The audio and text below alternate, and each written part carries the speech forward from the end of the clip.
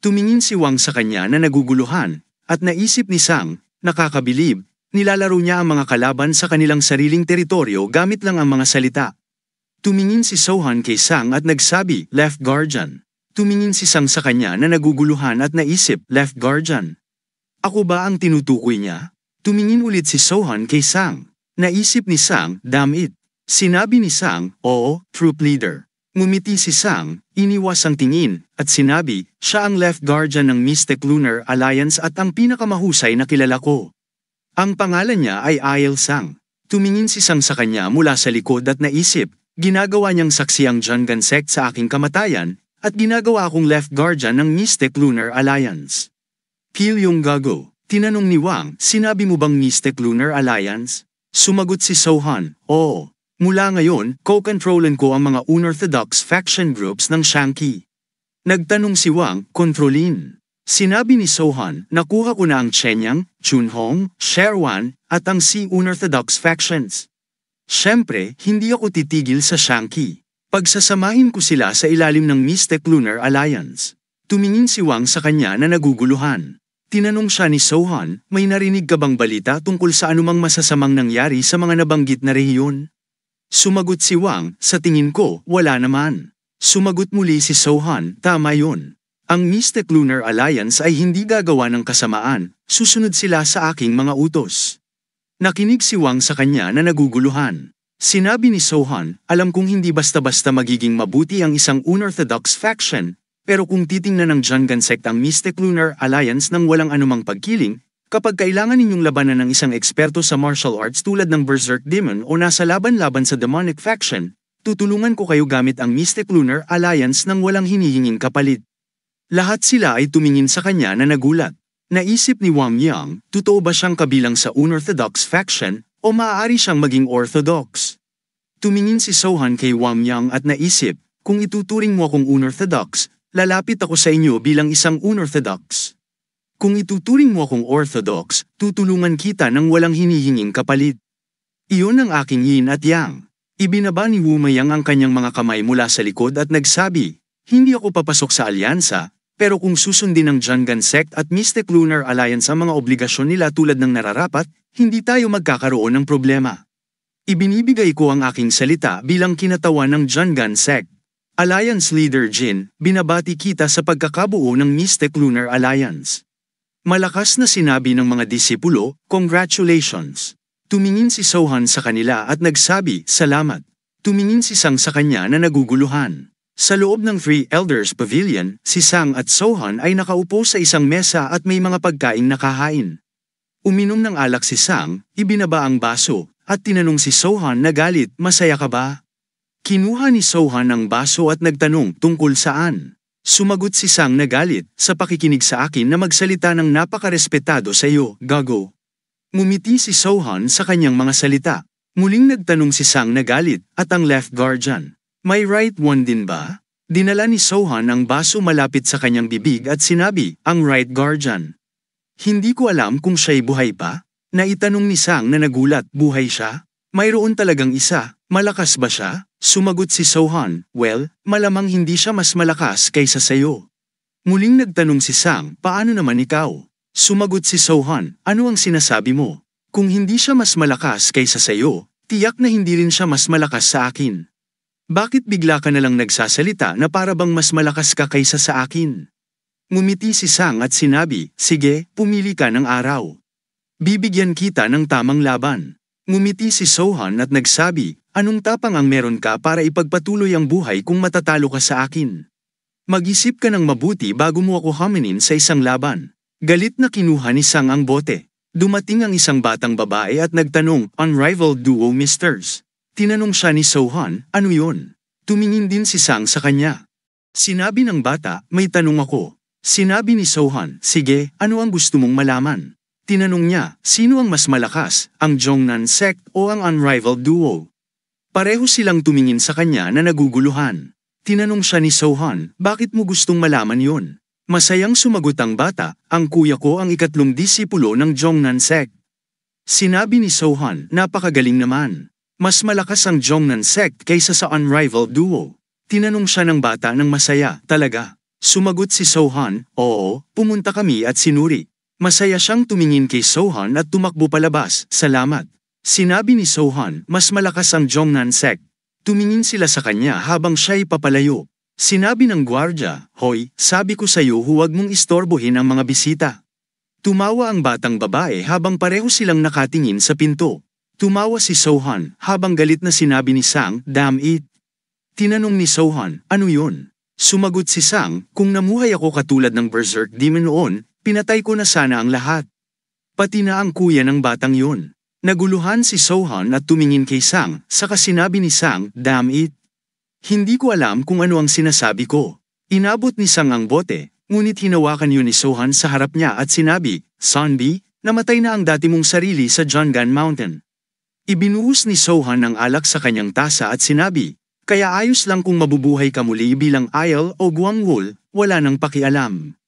Iwanan na rin natin ang dati mong palayaw. Nagulat si Sang habang nakatingin kay Sohan at ngumiti si Sohan habang sinabing muli, at alam mo ba? Mas malakas ang Jonggan sect kaysa sa Unrivaled Duo, pero mas mahina kaysa sa Mystic Lunar Alliance. Hindi ba, Left Guardian? Tumingin si Sang sa kanyang refleksyon sa alak at tasa, at sinabi, ako ang Left Guardian.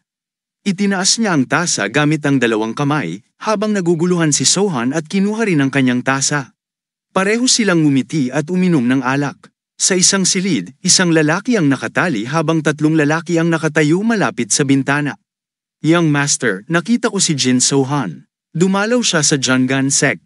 Tinanong ng Master, ano? Lumingon siya sa lalaki at muling nagtanong, bakit pupunta ang isang tao mula sa unorthodox faction sa Jonggan sect? Sino ang kasama niya? Sumagot ang lalaki, isa lang na tauhan. Ngumiti ang Master ng masama at sinabi, Z, dalhin mo kami sa kanila. Tinanong ng lalaking nakatayo malapit sa kanya, papatayin mo ba siya? Sumagot ang Master, hindi.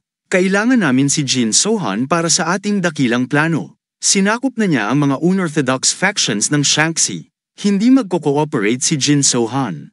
Tumingin siya sa lalaking nasa kanyang kanang bahagi at sinabi, Z, ihanda mo na lang ang Great Ice Circle imbes na pumatay. Si Jin Sohan ba ay kaedad ko? Sumagot ang lalaki, oo, Master. Naglakad pasulong ang Master at sinabing, maganda, magiging madali lang makipag-usap sa kanya. Isang inuman lang at magiging magkaibigan kami. Tara na, naguguluhan silang tumingin sa kanya. Sa gabi, naglalakad sina Jin Sohan at Sang sa kabundukan. Tinanong ni Sang, bakit tayo pupunta sa Chang'an imbes na sa Mount Ho? Sumagot si Sohan, iba ang Mount H, magkakaroon tayo ng laban kung pupunta tayo agad sa kanila. Gusto kong makita kung paano maglalaro ang sitwasyon. Sinabi ni Sang, kahit na kailangan nating lumaban, pakiramdam ko hindi ka matatakot. Bakit ipinagpapaliban mo ang pagpunta sa kanila? Wala ka bang tiwala na maayos mo ito tulad ng sa Jonggan? Sumagot si Sohan, gusto mo palaging lumaban. Iyan ang problema sa iyo. Madaling magalit, katulad nila. Pareho kayong parang apoy. Halata kung ano ang mangyayari kung pumunta tayo roon. Muling nagtanong si Sang, sino ang nagsabi na sila ay parang apoy? Sumagot si Sohan, ang Wudang sect ay parang tubig at ang Jonggan ay parang lupa. Sinabi ni Sang, magaling ka talagang magsalita ng tumigil si Sohan at galit na tinanong si Sang, yan ba ang dapat mong sabihin sa isang alliance leader, Left Guardian? Imbes na sumagot, tinanong ni Sang, gusto mo bang bugbugin kita? Tinanong ni Sohan, prison? Naguguluhan si Sang nang biglang may narinig silang boses mula sa kanilang likuran, ikaw ba si Jin Sohan? Lumingon sina Sang at Sohan. Humarap ang tatlong lalaki sa kanila. Ang isa ay mukhang kanilang leader at ang dalawa ay parang kambal. Tinanong ng Master, ikaw ba si Jin Sohan? Tumingin sa kanya si Sohan at naisip, ang Bakery Clan. Hindi ito isang clan. Muling nagtanong ang lalaki, tinanong ko kung ikaw si Jin Sohan. Sumagot si Sohan, ako nga. Anong klaseng basura kayo? Nagulat ang lalaki, pagkatapos ay tumawa at sinabi, hindi ko inaasahan ang ganitong klaseng pagbati, Jin Sohan. Tara, uminom tayo. Sumagot si Sohan, lumuhad ka muna at humingi ng tawad, pagkatapos ay magmakaawa ka. Kapag nagawa mo yon, baka pag-isipan ko pa. Lahat sila ay tumingin ng masama kay Sohan. Lumapit ang Master at sinabi, kung ganoon, sige. Ibinuka niya ang kanyang mga braso at yumuko. Nagulat ang kambal at nagsabi, Third Young Master. Tumayo ng tuwid ang Master, ngumiti, at tinanong, nalinlang ba kayo? Pagkatapos ay tumawa, naiinip na sinabi ni Sang, bakit parang ang daming mga baliw ngayon? Nakinig ang master sa sinabi ni Sang at ngumiti. Tinanong niya si Sohan, Jin Sohan, sino ito? Pwede ko bang patayin siya? Nagulat si Sang at biglang tumawa ng malakas. Sinabi ni Sohan, kung kaya mo, sige, hindi ako tatutol. Pero wala ako sa mood na makipag-inuman sa'yo. Ngumiti ang master at sinabi, well, ano bang masasabi ko? Mukhang hindi ka madaling makausap. Tumalikod siya at tumingin sa kanyang mga tauhan at tinanong sila, ano ang gagawin ko? Sumagot ang isa, imbes na maging kaibigan mo siya, bugbugin mo siya hanggang sa halos mamatay at saka makipag-usap sa kanya. Tumingin ang master kay Sang at muling nagtanong, sige, paano naman ang subordinate niya? Nag-isip si Sang, ang kambal ay nagsabi, kami na ang bahala sa kanya. Itinuro ng isa pang tauhan ng isang lugar at sinabi, dalhin niyo siya doon. Tumingin siya kay Sang at muling sinabi, hoy, sumama ka rin doon. Dito muna ako kasama si Jin Sohan. Ngumiti si Sang at tinanong si Jin Sohan, Alliance Leader, ano ang gagawin ko? Sumagot si Sohan, pwede kang sumama sa kanila. Naglakad si Sang patungo sa lugar at sinabi sa kanila, sumunod kayo sa akin. Naguguluhan ang master at ang kanyang mga tauhan habang sinusundan nila si Sang. Tinanong ng master, ano bang problema sa kanya? Parang wala siya sa tamang pag-iisip. Tinanong ni Sohan ng master, taga-hub region ka ba? Sumagot ang master, oo, hulaan mo kung saan eksakto. Sumagot si Sohan, hindi ko alam na ganito kayo. Tumawa ang master at sinabi, Alliance Leader Jin, dahil tinanggihan mo ang alok kong inuman, sigurado akong handa kang bugbugin hanggang mamula-mula. Sumagot si Sohan, oo, mukhang may mga tatanggapin akong bagbog ngayon. Sinabi ng master, narinig ko na gumagamit ka ng dual crescent blades. Ilabas mo ang mga espada mo. Tumingin si Sohan sa kanya.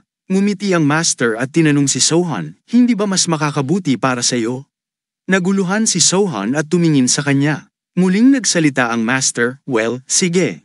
Tumalon siya at inatake si Jin Sohan gamit ang kanyang mana at sinabi, gawin mo kung ano ang gusto mo. Pinigil ni Sohan ang atake ng master gamit ang isang suntok at hinawakan ang isa niyang kamay sa likod. Nabali ang ice circle na ginawa ng master at natumba siya. Tumingin si Sohan sa kanya at naisip, ice arts. Tiningnan ng master ang kanyang mga kamay at ngumiti, nakikita ko na ngayon kung paano mo nasakop ang mga unorthodox factions ng Shanxi. Naisip ni Sohan, naiintindihan ko na kung bakit siya nakipagkita sa akin. Gusto niya akong pasukuin upang sakupin niya ang Shangyi Unorthodox faction. Tumingin siya sa lalaki at inisip, White Heaven Demonic Cult's Ice Arts. Tumingin si Sohan sa kanya, kumuha ng isang Paeldores mula sa kanyang bulsa, at kinain ito. Naguluhan ang master at tinanong, anong ginagawa mo? Nguya ni Sohan ang Paeldores, at ang kanyang mga mata ay naging kulay ube. Habang malakas na enerhiya ang lumabas mula sa kanyang katawan, sinabi ng master, nakakatakot yan. Ano ngayon ang gagawin mo? Tumingin siya sa fan na hawak ni Sohan at muling nagtanong, ginagamit mo rin ba yan? Binuksan ni Sohan ang kanyang fan at tiningnan siya. Muling tinanong ng master, hindi mo ba ako sasagutin? Hindi sumagot si Sohan at patuloy lamang na nakatitig sa kanya. Ngumiti ang master at sinabi, well, sige.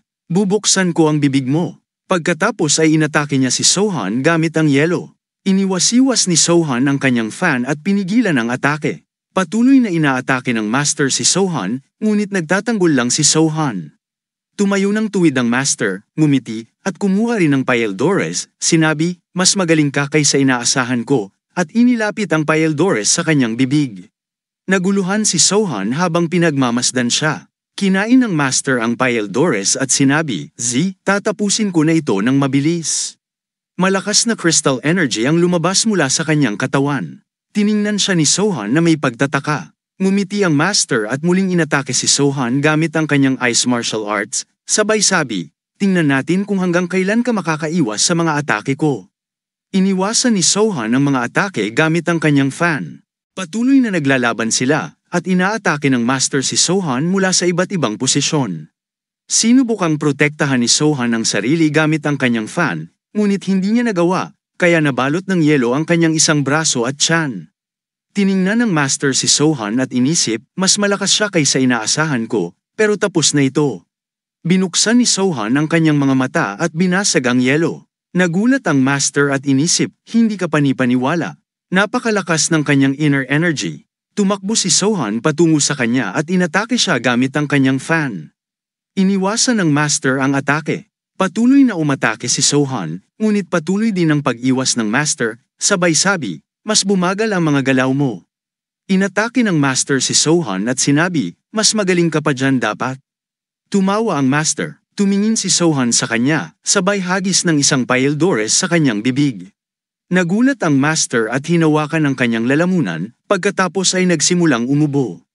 Balot ng yelo si Sohan, ngunit muli niya itong binasag at inatake ang Master. Binuhos ni Sohan ang kanyang lakas sa dibdib ng Master gamit ang kanyang kamay, at itinulak siya palayo. Tumayo ang Master, hinawakan ang kanyang lalamunan, at malubhang umuubo. Naglakad si Sohan patungo sa kanya. Isang tanda ang sumilay sa noo ng Master, at tiningnan niya si Sohan ng galit. Tumalon si Sohan at muling inatake ang Master. Sinubukan ng Master na pigilan ang atake gamit ang kanyang mga kamay ngunit nabigo, at muling natamba. Tumayo si Sohan ng tuwid. Hinawakan ng Master ang kanyang lalamunan at sinabi, anong pinakain mo sa akin? Sumagot si Sohan, isang energy orb. Tinanong ng Master, energy orb. Isang lason na nagpapahina sa enerhiya ng isang tao? Tiningnan ng Master si Sohan at inisip, ito ba ang dahilan kung bakit siya tahimik kanina? Nagawa kong lokohin ang sarili ko at lunukin ang lason. Habang tumatawa ng galit, sinabi ng Master, Jin Sohan, ito si, ngunit hindi siya pinakinggan ni Sohan at muli siyang inatake.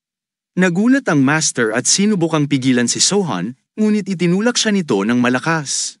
Bumagsak siya sa puno at napaungol ng darn it. Hinablat ni Sohan ang kanyang buhok at tinaas ang kanyang ulo. Itinulak ng Master ang kanyang kamay sa dibdib ni Sohan, ngunit hindi siya tinantanan.